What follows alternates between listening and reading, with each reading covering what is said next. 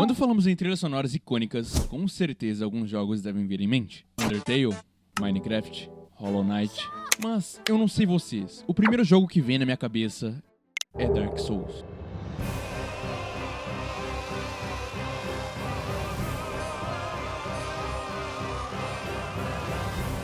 OSTs, Original Soundtracks, é talvez o artifício mais importante para a imersão dentro dos jogos. Mas existem jogos que conseguem utilizar tão bem das OSTs que se torna inesquecível o tempo torturante que você passou tentando derrotar algum inimigo. Bem-vindos a mais um vídeo aqui no canal mais flopado do YouTube brasileiro.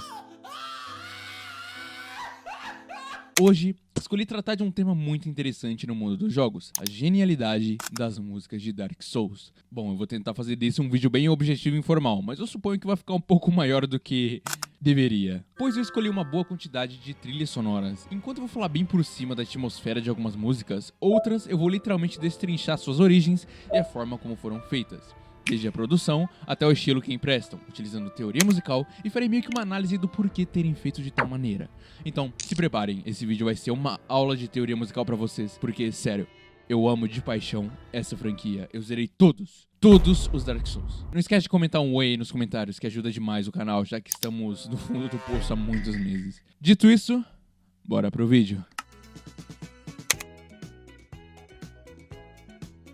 Diferente de Elden Ring, que tem trilhas mais heróicas para representar a grandiosidade dos seres que um dia já foram os conquistadores deste mundo, em Dark Souls, cada OST representa o terror absoluto de estar diante da morte. O que me admira em Dark Souls é a estranha ausência de música ambiente, e isso é proposital. Durante toda a sua exploração, é possível somente escutar o som do player andando, da armadura se mexendo, dos bichos ao seu redor, o que transforma numa atmosfera cada vez mais solitária e sombria. Porém, tudo muda quando você entra na primeira neblina e vê o primeiro boss do jogo, Asylum Demon. A trilha sonora é crucial para você ter noção da situação que você se encontra. Você acordou numa prisão, todo chupado e vazio, encontrou uma espadinha quebrada e um escudo, e agora tem que derrotar o fucking Azathoth, deus da calamidade e caos.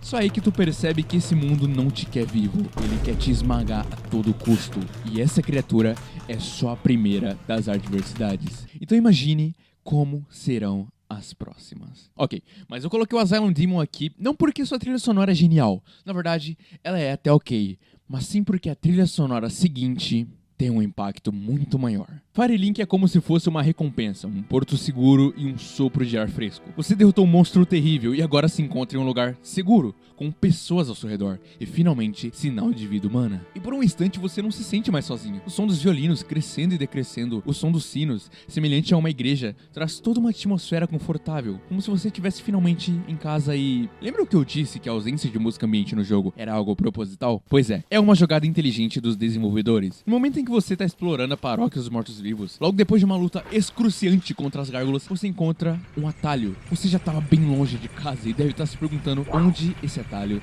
deve dar. Até que, ao descer o elevador, você começa a escutar.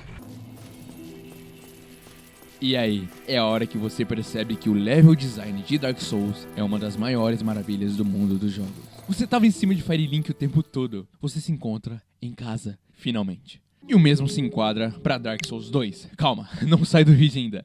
Pois é, eu sei, muitos julgam injustamente esse jogo maravilhoso e, honestamente, Dark Souls 2 é o meu favorito da franquia. Espero poder mitigar um pouco do preconceito das pessoas por esse game, mostrando como a sua trilha sonora também pode ser uma obra de arte.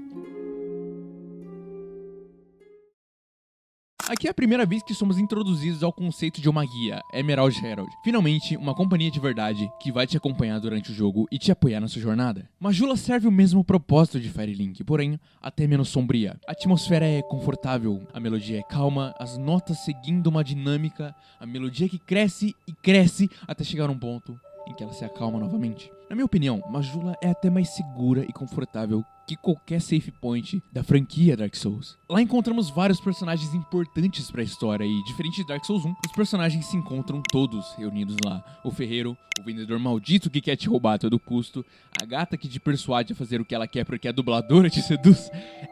Dark Souls 2 sabe fazer uma boa atmosfera, e tudo isso é refletido nas músicas. Mas acho que já passamos tempo demais falando sobre save points de Dark Souls, e acredito que agora é uma boa hora para falar sobre o que realmente te trouxe a esse vídeo.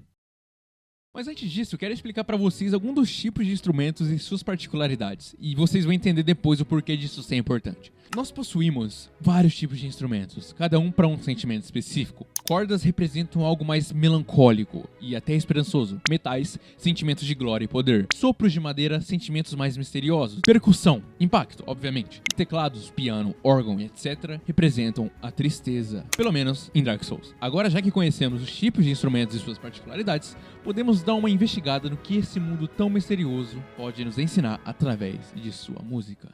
Para começar a análise de OSTs de bosses, escolhi ninguém menos que eles, Ornstein e Smough. Motoi Sakuraba utilizou muitos aspectos da era barroca na produção de músicas em Dark Souls. Embora retrate o mundo num período mais medieval, não exclui outros tempos, na verdade mescla todos eles de forma primorosa, como um verdadeiro anacronismo musical. A trilha sonora, na minha opinião, lembra muito a música O Fortuna, Carmina Burana, do compositor alemão Carl Orff.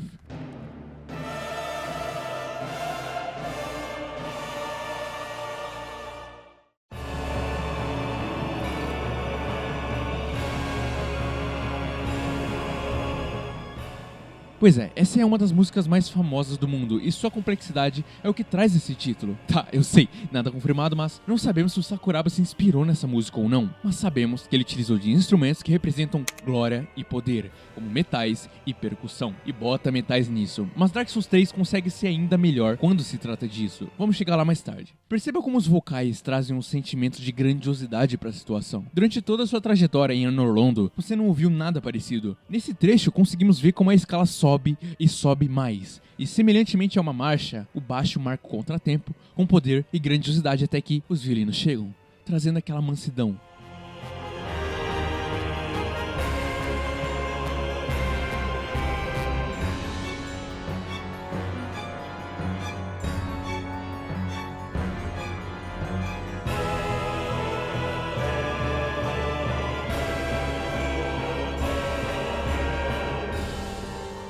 E esse é o momento que finalmente cai a ficha. Realmente impõe aquela sensação de que você tá lutando contra a realeza. E o criminoso ali é você, e irá pagar pelos seus crimes. Por isso, o tema tão heróico durante o build-up da trilha sonora. A sensação que essa música me traz é de heroísmo puro. Você é o vilão ali, e os heróis estão fazendo de tudo pra proteger a princesa no castelo. E isso é demonstrado por orgulho e honra, os dois sentimentos que representam Ornstein e Smough. Mas como Dark Souls é esse mosaico de sentimentos, sua música sempre consegue transmitir muito bem o que de fato está acontecendo em determinada situação. E um desses momentos é a dolorosa luta contra o Sif, o fiel escudeiro de Artorias.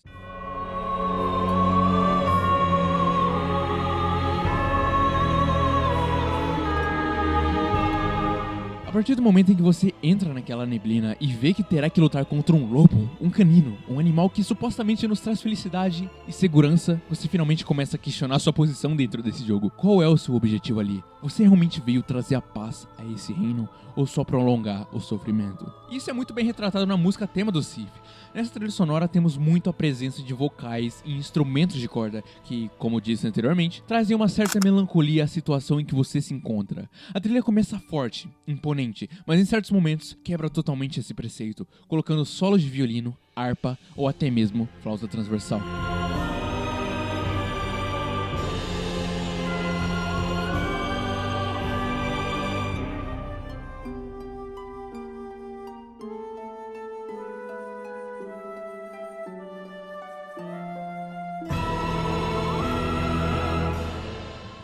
Durante certa parte da OST, é possível ouvir um solista cantando com todo furor, e esse momento é exatamente o que precede o ponto alto da trilha sonora.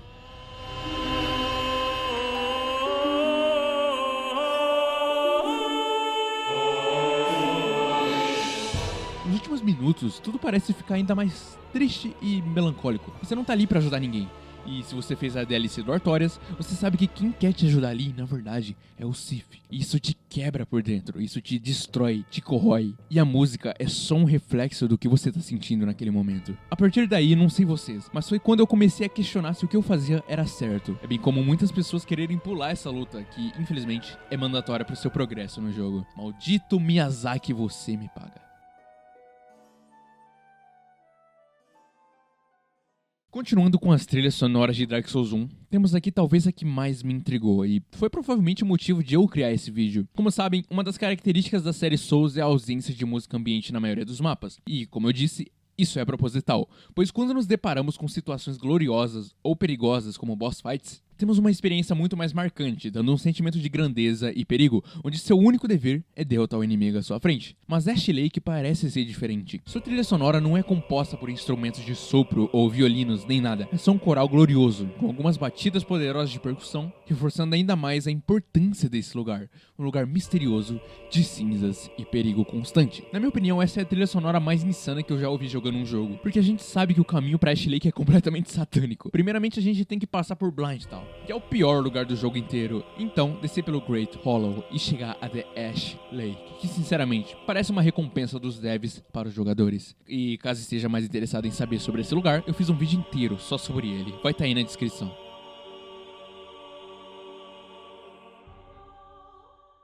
Acredito que agora é um momento para falarmos sobre dois bosses que literalmente carregaram Dark Souls 2 nas costas. E eu tô me referindo a Sir Alone e Film Night. Mas as trilhas sonoras são completamente antagônicas, opostas, pois ambos representam criaturas diferentes, seja em espírito, estilo de luta e até objetivos. Ao entrar na sala de boss do Film Night, somos bombardeados com uma música que representa uma agressividade absoluta. Eu nunca me senti tão pressionado lutando com o boss como eu me senti no Film Night. É basicamente a música de um vilão extremamente mau e vingativo, além de sua imponente armadura e espada, que, convenhamos, é grande demais para ser chamada disso, tá mais para um enorme pedaço de ferro e pedra. A música consegue transmitir muito bem o sentimento de perigo iminente, e eu admiro muito isso nessa OST, pois o Film Night é, sem sombra de dúvidas, um dos bosses mais complicados e chatos de Dark Souls 2, e nada melhor do que mesclar tudo isso em uma trilha sonora totalmente agressiva, imponente e perigosa como essa.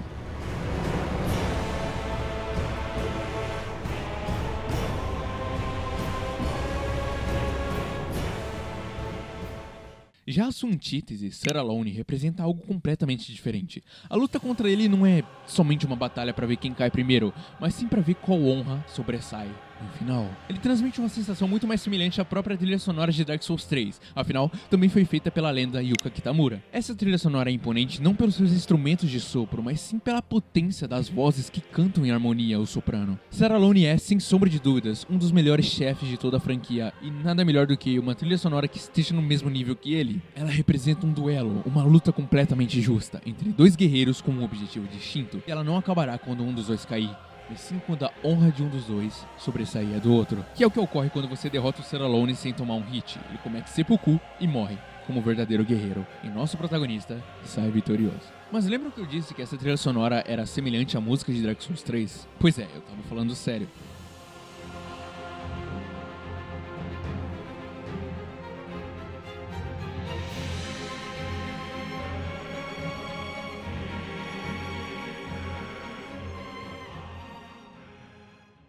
Dark Souls 3 sempre estará no hall de jogos mais difíceis. Essa é basicamente a sua fama geracional. E eles responderam muito bem à imponência que essa franquia tem na própria música tema do menu do jogo.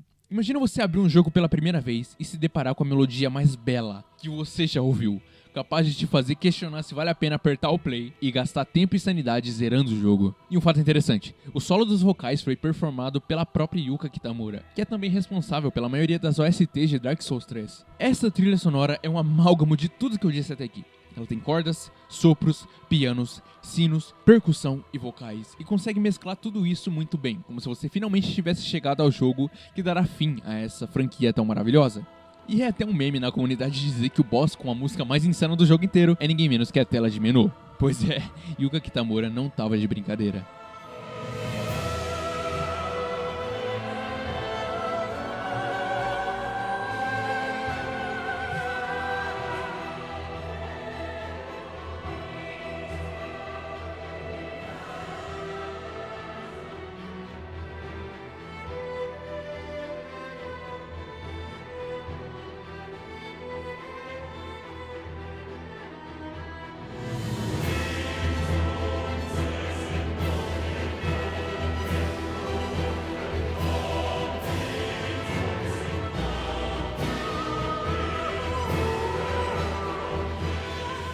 Mas eu sei, algumas pessoas se perguntaram por que eu não coloquei a música tema do Gwyn aqui nesse vídeo. Só que na verdade, eu coloquei. Só não do jeito que tu espera. Soul of Cinder. Essa trilha sonora representa tudo que um boss final deveria ser. Diferente de Dark Souls 1, essa OST realmente te passa uma sensação de estar lutando contra literalmente deuses. E digo deuses porque você não tá somente derrotando o boss final do jogo, você tá derrotando o Gwyn novamente e todos aqueles que acenderam a chama primordial. Perceba como as músicas de Dark Souls seguem um padrão. O prelúdio é sempre uma das partes mais poderosas da OST, que é justamente os primeiros segundos de quando você atravessa a neblina, quase com um prelúdio do caos.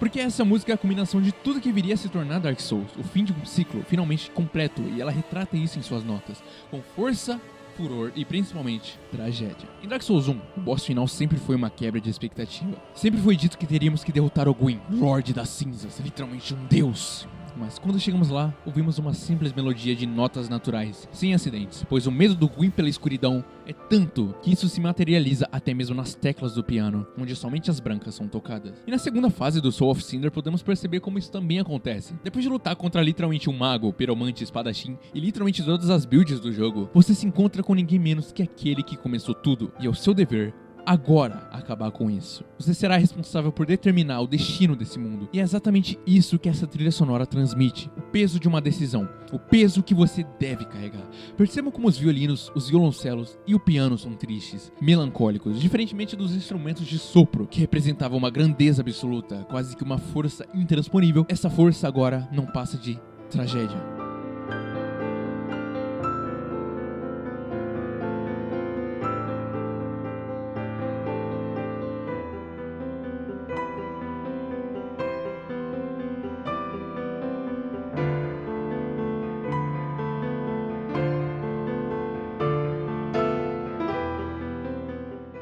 Caso eu tenha derrotado Gale na Ringed City antes de vir pro Soul of Cinder, isso se intensifica ainda mais. A luta contra o Gale é nada mais do que dois esquecidos lutando por nada, para um propósito que já perdeu o sentido. E isso carrega tanto peso que infelizmente vou ter que deixar pra falar sobre o Gale em outro vídeo, porque esse daqui já tá ficando longo. Enfim, essa é minha interpretação das OSTs de Dark Souls 1, 2 e 3. Se assistiu até aqui, comenta a hashtag PlimPlimPlom que tu vai ganhar um salve no próximo vídeo. Esse vídeo foi extremamente trabalhoso de compilar, não tanto por causa da edição, mas sim pela dor de cabeça de literalmente estudar cada trilha sonora. Eu, como músico, digamos assim, sou apaixonado nisso, então eu nem acho ruim.